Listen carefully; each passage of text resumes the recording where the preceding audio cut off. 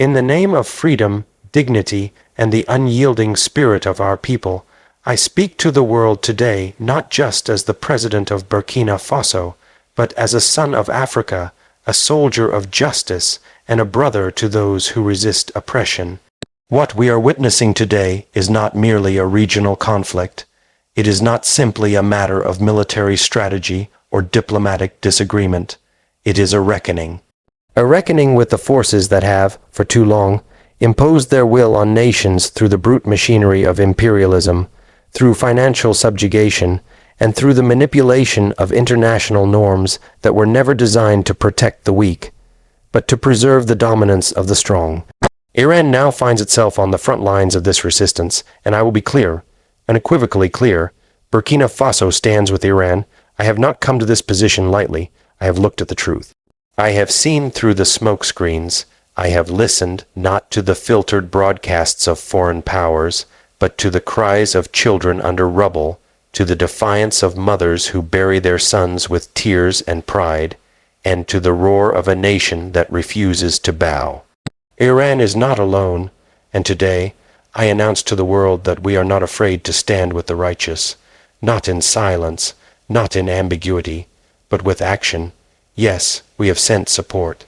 Yes, we have shipped weapons, not because we glorify war, but because we recognize that a nation has the right to defend itself when attacked, when isolated, when demonized by those who operate with impunity. We do not live in an age of neutrality. To remain neutral in the face of oppression is to side with the oppressor, and I refuse to do that. There are those who will call this reckless. They will say, President Traoré is inviting trouble. But I ask you, what trouble is greater than the genocide of a people? What chaos is more dangerous than silence in the face of injustice? Did they not call Patrice Lumumba reckless? Did they not brand Thomas Sankara as a threat? They killed our heroes with bullets and lies, but their spirits remain, and I would rather stand in history as a man who defended what is right, than as a coward who played it safe while humanity bled. The war between Iran and Israel is not just about borders or missiles. It is about sovereignty. It is about the right of a nation to determine its own future without foreign interference. It is about standing up to the arrogance of those who believe they can destabilize governments, dictate trade, and assassinate leaders without consequence. Iran has suffered under sanctions that strangle its economy, while weapons are sent by the billions to its enemies. Its scientists have been targeted, its generals have been murdered on foreign soil, and yet it has endured. It has built its strength not on the bones of the weak, but on the shoulders of its people. That is why I support Iran. That is why I see their struggle as our struggle. Burkina Faso has known what it means to be ignored by the international community. We have felt the weight of debt, the bite of exploitation, and the sting of being told our lives are worth less. We know what it means to have our natural resources drained while our children walk barefoot to school. And yet, in that pain, we found resistance. We found identity. We found strength. That is why I connect with the Iranian people, not just politically, but spiritually.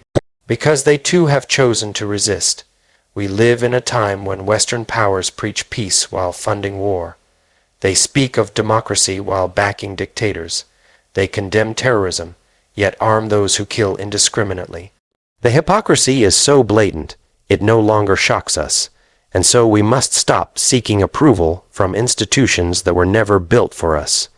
The United Nations remains silent when our children die, but quick to condemn when we pick up a stone. Enough, Iran has asked for help, and we have responded, because when a brother is under attack, you do not send thoughts and prayers, you send protection, you send what is necessary, and if the cost of standing with Iran is isolation from the West, then so be it. We were born in isolation. We have nothing to lose and everything to gain. We are not sending weapons to escalate conflict. We are sending a message that resistance is not a crime, that standing for your nation is not terrorism, that defending your people does not require permission from those who profit from your oppression. The world must understand this war will not be won through might alone. It is a war of narratives, of propaganda, of psychological warfare. That is why my voice is important. That is why I will continue to speak loudly, even when others whisper, because the truth is being suffocated under the weight of political convenience. Let me speak to the youth of the world, especially in Africa, in Asia, in Latin America. This is your moment. This is the moment when you must decide whether you will inherit a world of submission or build one of sovereignty. They told us that being poor means being weak. They lied. Real weakness is moral cowardice. Real poverty is the absence of purpose, and our purpose is clear to be free. Iran's purpose is the same, and their enemies know it. That is why they fear Iran, not because it is perfect, but because it is independent. Because it refuses to kneel, because it still remembers who it is. And that memory is dangerous to an empire that depends on forgetfulness. The weapons we sent are not charity. They are an investment in dignity.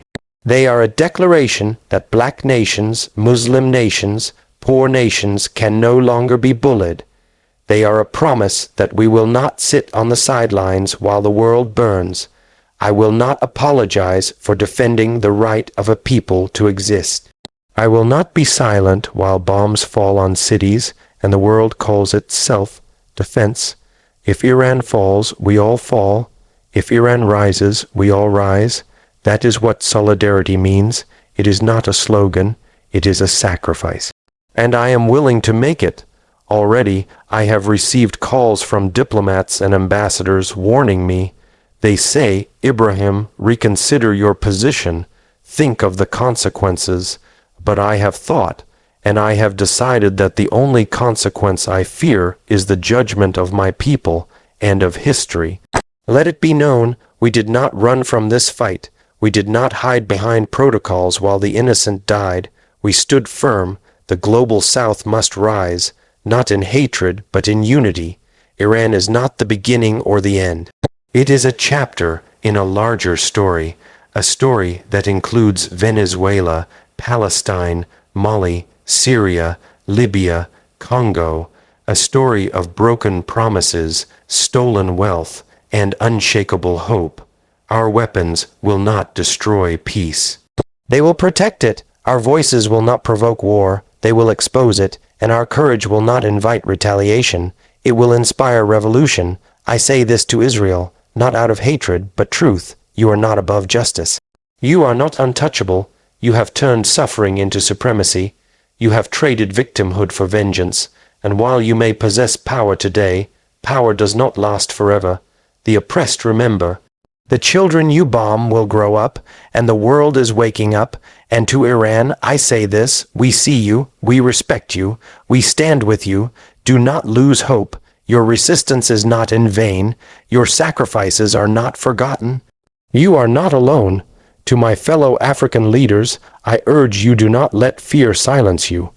The same powers that attack Iran attack us economically every day. Let us not wait until we are under the same missiles to realize our fates are linked. If we unite, they cannot divide us. If we speak, they cannot silence us all. Let us choose resistance over submission. Let us choose action over excuses. Let us choose solidarity over survival. For what is survival without dignity? What is peace without justice? I will continue to send support to Iran. I will continue to raise my voice. And if that means I am labeled dangerous, radical, rebellious, then let those labels become badges of honor. History is watching, the world is listening, and the future is waiting. Burkina Faso stands with Iran. Ibrahim Traoré stands with Iran. Let the truth echo across every border and beyond every blockade. We are not afraid.